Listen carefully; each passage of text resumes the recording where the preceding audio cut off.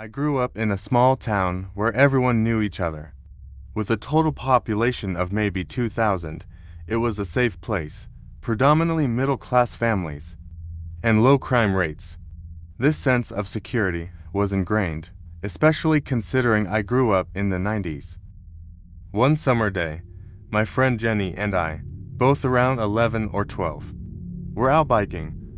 Our range was anywhere within town, provided we didn't leave and wore our helmets. There was a new road under construction connecting to neighborhoods. The road was nearly finished, lacking only paving and painting. Curious, we biked down this gravel road, about a kilometer long. Halfway down, we encountered a man in his early 30s.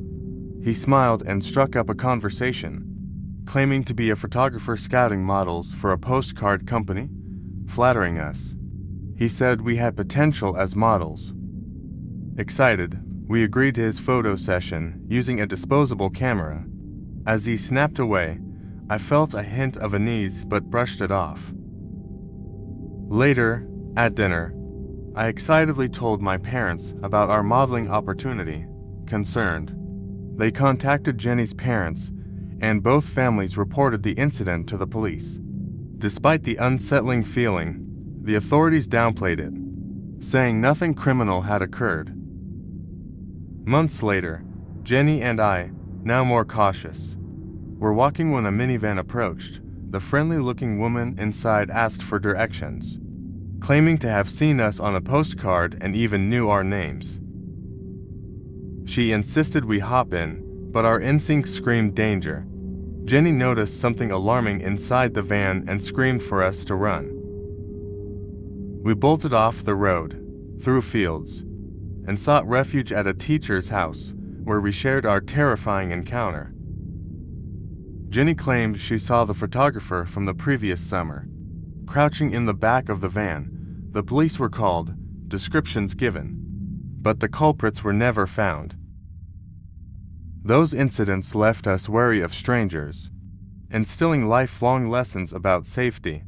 I've since had nightmares about potential kidnappings. It's crucial to teach children that not all strangers, no matter how friendly, are safe. I fervently hope to never encounter those individuals again. I live in a small college town with 6 other girls in their 20s. The city isn't the safest, plagued by homelessness and drugs, making break-ins a common concern. Last Saturday, something peculiar occurred. My roommates, some boyfriends, and I were at home, drinking and hanging out. Around 1 a.m., 2 of the girls returned from a bar, and we all headed to our respective rooms, tired from the night. Later that night, I woke up to someone entering my room, staring at me, assuming it was one of my roommate's boyfriends checking if we were still up for more partying. I feigned sleep to avoid disturbance. The person eventually left my room, pacing the hallway. They attempted to enter my roommate's room but found it locked. Her boyfriend's shout startled the intruder, who dashed upstairs and fled. Police were called, but a search yielded nothing. Break-ins were common in the area, but what made this chilling was that nothing was stolen. My belongings, phone, alcohol, and $600 worth of shoes remained untouched. The intruder seemed sober, moving silently and purposefully. He gained access because the girls returning from the bar hadn't locked the door. I'm unsure of his intentions, but I'm grateful my boyfriend happened to be with me that night. A rarity since he lives 3 hours away. It sends shivers thinking about a stranger in my room and what could have happened if I were alone. I've never shared this with anyone, not even my parents or those close to me. I'm a 22-year-old guy, and this incident occurred between the ages of 14 and 15. My friends and I used to frequent the local mall during our free time. On this particular day, I arrived earlier than my friends and settled in a seating area at the food court. Engrossed in my phone, it was a common spot for anyone to sit. Suddenly, a man in his late 50s to early 60s sat across from me. Initially, his inquiry about my frequent visits to the mall seemed harmless. He introduced himself. And oddly, his first name matched my dad. At first, everything seemed normal. I'm a social person. So, engaging in conversation with an older man didn't seem odd. As we chatted, he oddly mirrored my interests, claiming he shared hobbies like fishing at the local lake and making music, traits I mentioned. But, as the conversation continued, a strange feeling crept in. Each detail he offered seemed like an attempt to win me over. He invited me to the lake, disclosed living close by, and even invited me to play his piano, providing specific directions from the mall. Within minutes, his eagerness to hang out made me uncomfortable. Talking to him triggered a primal instinct that something was amiss. After 5 or 10 minutes, I lied about my friend's arrival. Excusing myself from the conversation, he reluctantly bid me farewell. Weeks passed, and each time I visited the mall with my friends, I noticed him in passing. It felt odd, but I brushed it off, assuming he was just a mall regular. However, one day after leaving the mall, I got home, and my mom, visibly concerned, showed me footage from our security cameras. Approximately 20 minutes after I got home, the same man approached our house. He peered through our front door, walked around the house, out of the camera's view, and then returned to peek in again before leaving. I felt sick realizing he'd been watching my house. When my mom asked, I played it off as a potential homeless or drugged person due to our busy street. We installed more security cameras afterward, but I never admitted recognizing him from the mall. Thankfully, he never returned, and we eventually moved to another part of the city. I haven't seen him since and hope I never do. I'm from the UK, so to give context, back in 2016, during the height of the killer clown craze, I found myself walking alone through the woods around 10 p.m. It was pitch black, and the only source of light was the flash on my phone. I was on my way to a secluded party in a forested area. As I traversed a long, unmarked stretch within the woods, I heard something to my left. Turning, I spotted a shadowy figure, perched on a fallen log. I couldn't discern if it was just a play of shadows or an actual person. Due to the moonlight, mistakenly, I shone my phone's light directly at it and was instantly petrified. There, in the midst of the woods, stood a towering man dressed as a clown with eerie face paint and the creepiest grin I'd ever seen. Panicking, I attempted to call several people as I passed him, but then I heard him rising behind me. Without hesitation, I sprinted toward the end of the wooded stretch, reaching a path bordered by a barbed wire fence. During my sprint, I feigned a conversation on the phone, all the while hearing his pursuit. There was no way I would dare glance back. Upon reaching the path, I swiftly vaulted over the fence, slicing my hands in the process. Turning, I kept running backward, my eyes fixed on the clown behind the fence, grinning eerily. I didn't halt until I reached the safety of the party, but the fear lingered for a long time. It's important to note the prevalent rumors at that time, especially regarding people being harmed by individuals disguised as clowns. I'll never ascertain if that man had malicious intent, or was merely aiming to frighten, but living through that experience was undeniably unnerving. So, to the clown lurking in the woods, let's avoid a repeat. I used to believe that those towering hotels, owned by well-known brands, were safer than your run-of-the-mill, locally operated one-star motels. Statistically, that might hold some truth, but I was confronted with the stark reality that danger knows no boundaries. It all unraveled during a trip for a family reunion. In the middle of nowhere, while most family members stayed at the host's spacious property, I craved my own space to unwind from in-law interactions.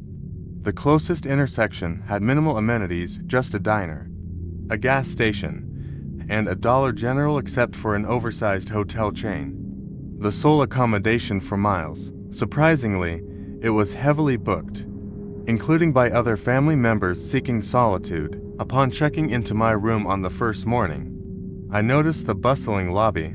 except for one unsettling figure, frail-looking man seated alone, eyes fixed and intense.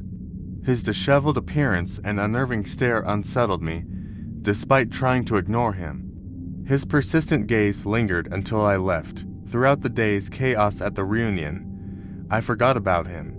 Returning to the hotel late that night, I was stopped in my tracks by an unsettling sight: the same man, still seated, now facing the entrance, as if surveilling everyone. As I hastened to the elevator, he lurched toward me, emanating a foul odor, struggling to escape his conversation attempts. I managed to enter the elevator, but his presence was suffocating due to his unpleasant odor and unwelcome advances. Alarmed, I veered to the stairwell, dodging to a lower floor and eventually slipping into my room. Relieved that he hadn't followed me directly, wanting to chill a beverage, I ventured into the hallway and, to my shock, found him behind me. His words and proximity sent chills down my spine, his intent disturbingly clear. I reacted instinctively, tossing a bucket of ice at him and fleeing into my room. Securing every lock, I dreaded he'd linger outside, so I alerted the front desk. Thankfully, the night staff intervened, coercing him back to his room. Yet the encounter haunted my thoughts. Sleep was elusive, prompting me to leave the hotel early and endure the family reunion, preferring any company over the haunting specter of that old man stalking me. Solo travel through the Scottish Highlands was a long-cherished dream from childhood family trips. This time, as an adult, I wanted to explore on my own terms. It marked the start of a European backpacking journey. But fate had other plans, confining me to the British Isles after an unnerving incident. On that first evening, I reached deep into the Highlands. Avoiding night driving, I stumbled upon a rustic inn, distinct from American hotels. Exuding a homely charm, the pub, offering homemade food and local brews, became my dinner spot. Engaging with elderly locals, I gained travel tips and favorite dishes, courtesy of the innkeeper. Conversations flowed until the late-setting summer sun disturbed my sleep pattern. The innkeeper suggested drinks to help, offering an unfamiliar Scottish liquor. Obliging, I imbibed multiple shots. Unaware of the consequences, after sundown, attempting to retire, I realized I was abnormally intoxicated. Words failed me, and a cook joined the innkeeper. Exhibiting an ominous presence, they herded me, disoriented, toward a staircase leading to the rooms and a cellar. Realizing I couldn't ascend, a forceful shove sent me tumbling down the stairs, rendering me unconscious for hours. Dawn brought a horrific discovery: I was alone in my car, disoriented and wounded. My kidney had been surreptitiously harvested, leaving me robbed, injured, and lost. Clouded memories of that night, the drugged food, and sedative-laced water shrouded any chance of identifying my captors. Robbed of belongings and dumped miles away from my intended route, I lacked means of tracing back. Driven by desperation, I flagged a passerby, sought help, and reported to the police, but my quest for justice remained futile. Stranded and robbed of 2 months of travel, I painfully made my way back home, a victim of an underground organ harvesting ring that seemingly evaded capture. As I embarked on my journey abroad, immediately after wrapping up a grueling 5-day work event that left me with a mere 10 hours of slumber spread across those intense days, arriving at the motel, its weary appearance became apparent. The faded carpets and clammy blankets seemed negligible. In my state of utter exhaustion, I surrendered to sleep almost instantly, succumbing to the weariness around 8 p.m. local time. Around 11 p.m., a shrill ring pierced through the quietude. The motel phone clamoring about a noise complaint. I protested, stating the implausibility of such an accusation as I had been peacefully asleep. The persistent inquiry probed if someone else might be sharing the room, to which I vehemently denied.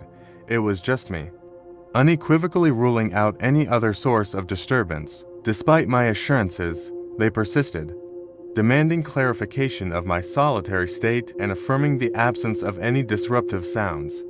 Drifting back into sleep, I dismissed the strange exchange. Upon awakening, reflections on the oddity of the conversation surfaced. No audible commotion resonated in the vicinity, leaving me perplexed as to the motel staff's insistence on confirming my solitude repeatedly. Later, it dawned on me. The alleged call might never have occurred. It seemed more probable that it was a ploy. Perhaps someone probing the various rooms, endeavoring to ascertain occupants and their numbers. In hindsight, I found solace in my steadfast habit of securing the additional latch chain lock, a small gesture that suddenly held immense significance in ensuring my safety and privacy during such unsettling encounters. The first time I visited Las Vegas, I was simply passing through. I had embarked on a cross-country road trip, and since Vegas wasn't too far from where I started, I thought spending the first night there would be a good way to see what it was all about. However, being only 20 years old limited my options, especially in terms of hotel accommodations, as all the nicer casino hotels required guests to be at least 21. Accompanied by my girlfriend at the time, we explored the town during the day, finding ways to entertain ourselves.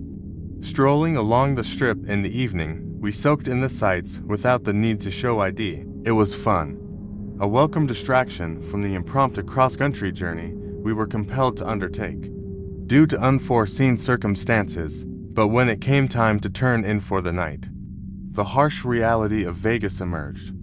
The only place I could find near the strip that allowed me to book a room was a dodgy motel, complete with a sex shop and a strip club across the street. The mere walk from my car to the room was unsettling. Our first floor room had signs of past break-ins, and the person above us, smoking and staring while we unloaded our bags, added to the discomfort. Once inside, we secured the room as best we could and tried to relax, watching TV to unwind from the day's events.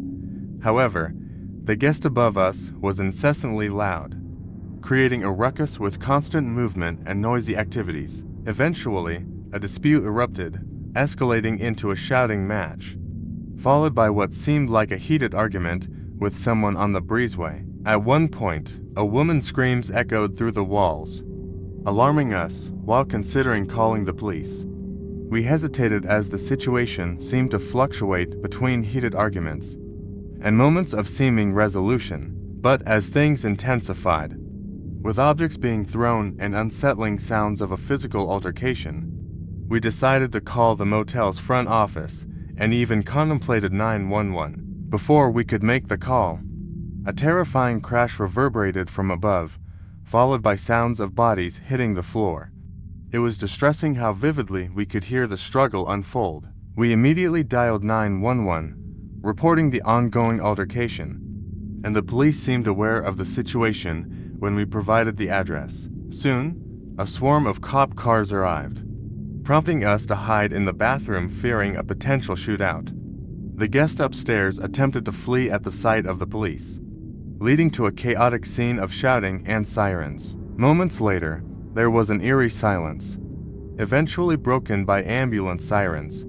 Fortunately, no gunshots were fired. When the police came to gather statements, they informed us that the man upstairs had ordered a prostitute but lacked the means to pay, attempting to assault her instead. I regret not calling sooner, yet the police assured us that he was apprehended and wouldn't escape justice. In an attempt to evade arrest, he fell down a flight of stairs and suffered fatal injuries. Reflecting on his actions, it's difficult not to conclude that his demise was somewhat deserved, even before the events of that dreadful night unfolded.